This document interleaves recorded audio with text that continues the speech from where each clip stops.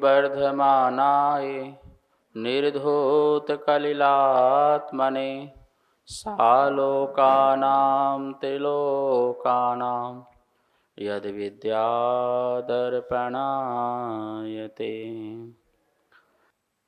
कभी कुछ हो ना जाए, कभी कुछ बोल ना दें, कोई कुछ कह ना दें, मतलब इस लोक संबंधी का भी भय बना है। जी रहे हैं पर ढंग से नहीं जी रहे हैं। परलोक भय, मरने के बाद क्या होगा, अच्छा होगा कि नहीं होगा, गति अच्छी होगी नहीं होगी, कहीं नरक तो नहीं चले जाएंगे, कहीं जानवर तो नहीं बन जाएंगे। मतलब परलोक का भी क्या बना हुआ है, यही लोक भय, परलोक भय। मरण भय, मरने का भय बना है कि हम मर तो नहीं जाएंगे, तो मरण का भय बना है। वेदना भय, कष्ट का, कुछ भी वेदना हो रही है उस वेदना का भय बना हुआ है। अगुप्ती भय, अगुप्ती भय मतलब मेरे पास ऐसा कोई साधन नहीं है जिसका मेरी रक्षा हो सके, मैं कहीं छुप सकूं, कहीं मैं अपने आप को बचा सकूं, तो ऐसा अगुप्ती भय।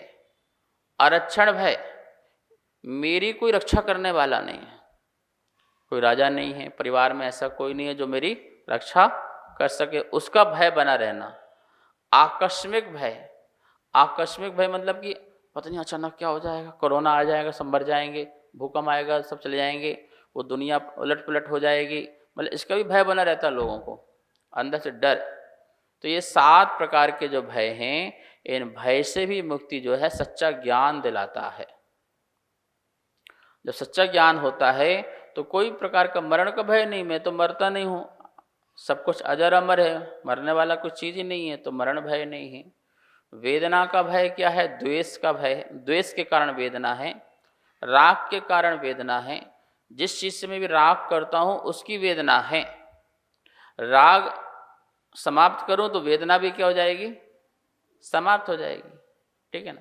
जैसे ये चश्मा है, अब मेरे को पसंद है कि चश्मा यहीं होना चाहिए, वहाँ नहीं होना चाहिए, तो मैंने ये जगह चॉइस कर ली कि राग कर लिया कि ये यहीं होना चाहिए, वहाँ नहीं होना चाहिए, तो मुझे वहाँ पसंद नहीं, यहाँ पसंद है, और बाई चांस को यहाँ से उठ के वहाँ रख दे तो आप क्या करोगे, आपको वेदना प्रारंभ हो जाएगी। मुझे बड़ा कष्ट होता है ये सब करने से, बड़ी पीड़ा होती है, तुम लोग क्या कर देते हो, तो बस मुझे पीड़ा हो रही। भाई पीड़ा किस बात से हो रही, चश्मा उठा के यहाँ से वहाँ रखा है, तुम्हें दर्द क्यों हो रहा है, ठीक है ना। तो वो तुमको राग का दर्द है। जब जब राग में विघ्न आता है तो दर्द होता है, किसमें, जिससे आप प्रेम कर रहे हो, राग कर रहे हो, अच्छा भाव रख रहे हो, और उसमें जब भी किसी भी प्रकार से कोई अंतराय आएगा, विघ्न आएगा, तो हमको कष्ट होगा, होगा नहीं होगा। आपने सोचा कि ये कमरा में कुछ नहीं लगना चाहिए, बिल्कुल खाली रहना चाहिए, हमें कुछ पसंद नहीं है, सब खाली पसंद है, ऐसा आपने अपने मन को बना लिया, खाली पसंद है, और कोई ने वहाँ पर एक कील ठोकना चालू करी, ये क्या कर रहे हो, कुछ नहीं, कील ठोक रहे हैं, नहीं मुझे कष्ट हो रहा है, उसको हटाओ। भाई हम तुम्हारे सिर में ठोके तो तुम्हें कष्ट होना चाहिए, ठीक है ना, हम तो दीवार में ठोक रहे, तुम्हें क्यों कष्ट हो रहा है, तो क्या हुआ, कष्ट हुआ क्योंकि तुमको वो पसंद नहीं था, तुमको राग था ये ऐसे होना चाहिए, तो तुम्हारे राग में विघ्न आ रहा है। और जैसे जैसे राग कम होता है तो दर्द भी क्या होता है, कम होता है। हाँ ये निश्चित है। अभी अभी तुम गाड़ी लेके आओ, बढ़िया मर्सिडीज गाड़ी लेके आओ, खरीद के नई बिल्कुल शोरूम से, मंदिर के सामने ला के खड़ा किए, बढ़िया मंदिर सामने खड़ा किए पूजा करने के लिए, और कोई पीछे ठोक दे, तो कोई दूसरी गाड़ी आई और ठुक गई, तो कितना क्रोध आएगा बताओ, बोलो कितना क्रोध आएगा संगीता, बहुत आएगा।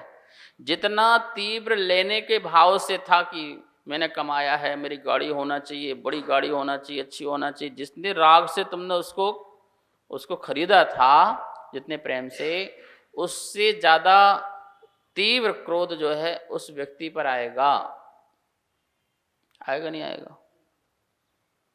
और यही 10 साल बाद ठुकती तो बोलो,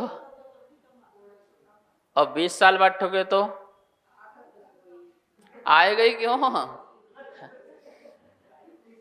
10 साल बाद चलो ठीक है भैया ध्यान रखा करो, ध्यान रखा करो, ऐसे होगा ना, और 20 साल बाद अच्छा हुआ, अब क्या हो जाएगी? नहीं आएगी। तो क्या हो गया? राग। अभी तो मैं 10,000 की साड़ी लेके आए, तो कल पार्टी में पहननी थी, और काम वाली बाई ने प्रेस से क्या कर दिया, तो बोलो तुम क्या करोगे? इसकी हालत क्या करोगे? है काम वाली बाई तो गई काम से, और यही 10 साल बाद उससे जल जाए तो चलो कोई बात नहीं, पोछा के काम आएगी। ठीक है ना? तो क्या हुआ? जैसे जैसे वस्तु पुरानी होते जा रही है, और उतना आपका राग क्या होते जा रहा है? उससे कम होते जा रहा। तो राग कम हो रहा है तो दुख भी क्या हो रहा है? और जितना तीव्र राग बढ़ रहा है, तो और उसमें विघ्न आया तो क्या हुआ? तो महावीर स्वामी यही कहते हैं कि वस्तु है उसका उपयोग करो, उपलब्धि है उसका उपयोग करो, लेकिन उसके बिना तुम्हारा अस्तित्व नहीं है ऐसा मत करो। है तो ठीक है, नहीं है तो ठीक है। तो ऐसा संभाव रखोगे तो तुमको क्या बोलते, ये सब ज्ञान से मिलेगा। तो कह रहे हैं कि जो छपक राज है, जो समाधि ले रहा है, उस समय उसको शुद्ध ज्ञान दो, शास्त्र का ज्ञान दो, उसको निर्मल ज्ञान दो, जिससे उसको कोई भी शरीर संबंधी कष्ट पीड़ा आदि उस समय लास्ट में ना हो। समझ में आया ना? तो ये भय जो है, ये भय व्यक्ति तभी करता है जब उसके अंदर अज्ञानता होती है। उसको मरने का भय, इस लोक का भय, परलोक का भय। अगुप्ती और आरक्षक दो दो चीजें हैं। दोनों में कैसे? मेरे पास साधन नहीं है कि मैं अपनी रक्षा कर सकूं, इसका भय।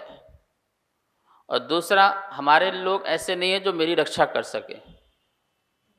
मतलब हमारे पास ऐसा घर नहीं है जिससे हम अपनी रक्षा कर सके, अंदर बैठ करके। महल नहीं है, या किला नहीं है, राजा नहीं है, ये सिपाही नहीं है, मेरी कौन रक्षा करेगा? होमगार्ड नहीं है, कौन रक्षा करेगा? तो उसका भी भय बना रहना। और एक, मैं स्वयं सक्षम नहीं हूं कि मैं अपनी रक्षा कर सकूं। तो इस प्रकार से दोनों प्रकार से जो है भय का बना रहना।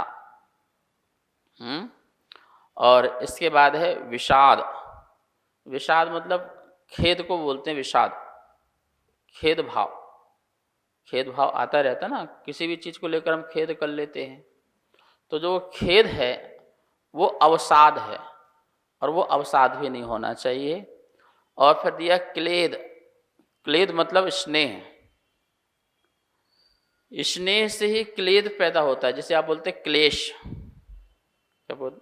क्लेश है क्लेद।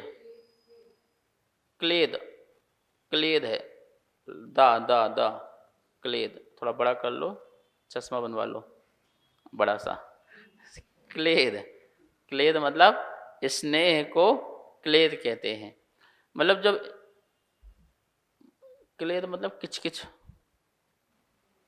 क्लेद मतलब क्या है? किचन होती तुम्हारी ना, किचन, किचकिच, जहाँ दिन भर किचकिच मस्ती रहती हो, किचन है। तो क्लेद मतलब कि अब तुमने इतना स्नेह पाल लिया है तो तुम शांति से कैसे बैठ सकते हो? बच्चे से भी, परिवार से भी, दोस्त से भी, यार से भी, सखा सखी, ये सब चीज़ें, जानवर और पाल लिए, और भी क्लेद। मतलब इन सबको तुमने इकट्ठा कर लिया है, तो अब कैसे तुम शांति से बैठ सकते हो? सबका ध्यान रखना पड़ेगा ना। जब सबका ध्यान में लगे रहोगे तो क्लेश में ही रहोगे। अब इसका, अब इसका, अब इसका, अब इसका, अब इसका टिफिन लगाओ, अब इसका टिफिन लगाओ, अब इसका काम करो, उसका काम करो, उसका काम करो, इसका रह गया, उसकी फॉर्मेलिटी रहेगी, इसकी फॉर्मेलिटी रहेगी। दुनिया फॉर्मेलिटी में बीत जाएगी। पूरा जीवन जो है फॉर्मेलिटी करते। स्नेह, जो तुमने स्नेह पाल रखा है, तो अब स्नेह पाला है तो उसके लिए तुम्हें दिन भर अपनी ड्यूटी भी देनी ही पड़ेगी। तो ये क्लेद का कारण है, संक्लेश का कारण, ये संक्लेश परिणाम है। ठीक है ना? दिन भर संक्लेश में रहता व्यक्ति, एडजस्ट करने में लगा रहता है कि कोई एक पॉइंट भी ढीला हुआ तो गड़बड़ मामला हो जाएगा। दुश्मनों से क्या दिक्कत है? कोई दिक्कत नहीं है, लेकिन तुमने जो दोस्त बनाए हैं उसके लिए तो पूरी फॉर्मेलिटी करना पड़ेगी ना। तो ये स्नेह, स्नेह भी बहुत संक्लेश का कारण, सबसे ज़्यादा दुख का कारण संक्लेश होता है। ठीक है ना? दूसरों से क्या दुख? अपनों से ज़्यादा दुख होता है। और किसी भी विषय में राग और द्वेष का परिणाम उत्पन्न होते रहना, इसको बोलते हैं कालुष्य। क्या बोलते हैं? बोलते बहुत कालुष्य है। तो कालुष्य मतलब जब देखो राग, जब देखो द्वेष, मतलब किसी भी चीज़ से किसी भी वस्तु से जो भी मिल गया उससे राग कर लिया, जो भी मिल गया उससे द्वेष कर लिया, जब चाहे करुणा कर ली, जब चाहे क्रोध कर लिया। तो ये व्यक्ति कैसा है? कालुष्य वाला व्यक्ति है। तो उसमें क्या बोलते हैं कि हमेशा राग द्वेष राग द्वेष राग द्वेष इसी में ही उलझा रहता है। तो ये कालुष्य वाला परिणाम हो। कलुषता है उसके अंदर, क्या बोलेंगे अपन इसके अंदर? कलुषता है उसके अंदर। और फिर दिया है सत्वोत्साह का अभाव होना। सत्व और उत्साह मतलब सत्व मतलब सत्ता शक्ति और उत्साह, हमारे अंदर उत्साह कमी होना और शक्ति की कमी होना, ये भी तभी होती है जब व्यक्ति पास सच्चा ज्ञान नहीं होता है। जैसे मान लो कि अभी कुछ घाटा लग जाए तो व्यक्ति अनुत्साह हो जाएगा, उत्साह विहीन हो जाएगा, शक्ति होते हुए भी शक्ति विहीन हो जाएगा, ऐसा हो जाएगा कि मरा मरा सा आदमी हो जाएगा। तो कह रहे हैं कि शुद्ध ज्ञान का अवलंबन लो जिससे तुम्हारे अंदर शक्ति कम ना हो। छपक को बोल रहे हैं ना, अब छपक का शरीर कैसा हो गया है? बहुत शिथिल हो गया है। लेकिन बोले कि तू शुद्ध ज्ञान रूपी अमृत का पान कर जिससे तेरे अंदर सत्व का और उत्साह का क्या ना हो? अभाव ना हो। लिखा है ना, सत्वोत्साहम उदीर्य, सत्व और उत्साह को उदीर प्रकट करने के लिए, प्रकट करके अपने अंदर शक्ति को प्रकट करो और अपने अंदर उत्साह को प्रकट करो। जीवन में ये चीज कम मत होने दो, कुछ भी हो जाए। जहां तुम अनुत्साहित हुए मतलब इच्छा शक्ति जैसे कि बोलते हैं, किसी भी चीज को करने की इच्छा शक्ति समाप्त होती है तो आपके पास सब कुछ होते हुए भी आप कुछ नहीं कर पाओगे। आप अपनी इच्छा शक्ति को मतलब कि सकारात्मक सोच जो है उसके बना के रखो, बी पॉजिटिव रहो। यदि आप बी पॉजिटिव रहोगे, सकारात्मक रहोगे, ठीक है, जो हुआ सो हुआ, अच्छा होगा, बढ़िया होगा, अच्छा होगा। हम अपने पुरुषार्थ पर और अपने श्रम पर विश्वास रखो। आप अपने आप के ईमानदार बनो कि मैं जो कर रहा हूँ उसमें मेरी ईमानदारी है। मैंने पढ़ाई करी, 100% नहीं आया, इसका दुख नहीं है। मुझे इस बात की ईमानदारी है कि मैंने पढ़ने में बेईमानी नहीं करी, एफर्ट मैंने पूरा किया है, जितना मुझे करना चाहिए था मैंने पूरा किया है। कोई उसमें आलस नहीं किया, प्रमाण नहीं है। खुशी उस बात की होना चाहिए, ना कि 100% नहीं आने की होना चाहिए। ऐसे कोई लौकिक काम भी करो, व्यापार भी करो, तो उसमें आप एफर्ट पूरा करो। सफलता असफलता ये सब कर्म के ऊपर है, लेकिन अपना पुरुषार्थ में किसी प्रकार की कमी नहीं होना चाहिए। ऐसे धर्म में भी कमी नहीं होना चाहिए। मंदिर नहीं आ रहे हो, महीने बीत जाए, तो ये तो कमी है, ये तो बेईमानी है। किसके साथ? भगवान के साथ नहीं है, महाराज जी के साथ नहीं, किसके साथ?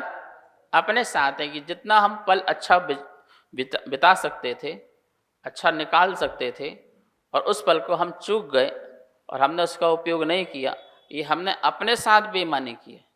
मेरा सामायिक का टाइम हो रहा, मैं सामायिक नहीं कर रहा हूँ, तो मैं किसी धर्म के साथ थोड़ी बेईमानी कर रहा हूँ।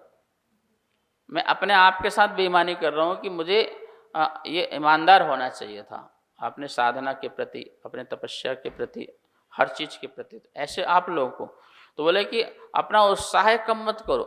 कर्म का उदय कितना भी उदय में आए, बड़े बड़े कर्म के उदय आएंगे, हम पर क्या, महापुरुषों पर आए हुए हैं। बताइए, गरीब के यहाँ भी किसी बच्चे का जन्म होता है तो कम से कम थाली बजा करके उसका बर्थडे मना लिया जाता है, खुशी मना ली जाती है, ठीक है ना। और कोई गरीब के यहाँ भी कोई मरता है तो कम से कम कोई उसको एक आंसू बहाने वाले कोई व्यक्ति तो मिल जाते हैं। लेकिन महापुरुषों में जिनकी गिनती आई, जहाँ पर उनका जन्म हुआ तो वहाँ पर कोई उत्साह मनाने वाला नहीं था और मरते समय कोई व्यक्ति नहीं था। ऐसे नारायणों के साथ तो ऐसा हाल हुआ है।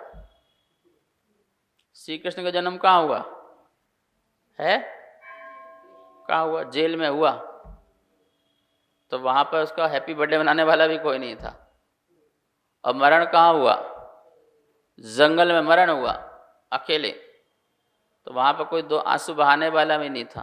तो उनकी हालतें ऐसी हैं, तो हम तो किस खेत की मूली हैं मौली भी क्या, मामूली भी नहीं हो, कुछ भी नहीं हो। इतना पुण्य लेके आने वाले महापुरुषों की श्रेणी में कहलाने वाले लोगों का ये हाल रहा, तो अपन क्या है? तो अपन को क्या है, लोग घबराना नहीं है, डरना नहीं है।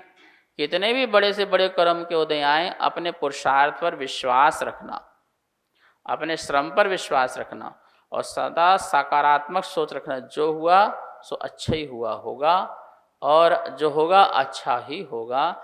ऐसे अपने आप को मजबूत रखो। ये कह रहे सत्य उत्साह है। यदि अपनी शक्ति और उत्साह का अभाव कर लिया तो कोई भी संलेखना समाधि नहीं ले सकता, कोई भी मोक्ष मार्ग में नहीं बढ़ सकता है, कोई भी अपने जीवन में सफलता प्राप्त नहीं कर सकता है। कुछ भी हो जाए, मन को खुश रखो। चेहरे में प्रसन्नता का अभाव नहीं होना चाहिए। कितना भी विषम से विषम परिस्थिति आ जाए, चेहरे में वही मुस्कान होना चाहिए, चेहरे में वही मुस्कुराहट होना चाहिए। इससे क्या होता है, एक तो सामने वाला व्यक्ति बार बार बोलता नहीं कि क्या दुखी हो गया, तो और दिमाग खराब करता हो, क्या हो गया, कोई बात है क्या? अरे भैया कोई बात नहीं है यार, जय जिनेंद्र, बहुत मुस्कुरा रहे हैं हम तो, बढ़िया, कोई दिक्कत नहीं, नो प्रॉब्लम, ठीक है। एक तो वो सामने वाले अनुत्साह करने वाले बहुत होते हैं, गिराने वाले बहुत होते हैं, तो मिलके मुस्कुरा के जय जिनेंद्र करो, ठीक है ना। तो एक तो वो समस्या खत्म हुई, जो आ रही थी वो सामने आ रही थी, वो चली गई, समस्या टल गई। और आप अपने आप को कि हम ठीक है, बढ़िया हैं, ठीक चल रहा है, बढ़िया होगा, अच्छा करो, अच्छे से अच्छा करो। हमारे हाथ में क्या है? हमारे हाथ में पुरुषार्थ हमारे हाथ में है, श्रम हमारे हाथ में है, बाकी हमारे हाथ में कुछ नहीं है। तो जो चीज़ हमारे हाथ में नहीं उसकी चिंता क्या करना, और जो हमारे हाथ में है उसका क्या करो, सदुपयोग करो और उसमें आगे बढ़ो।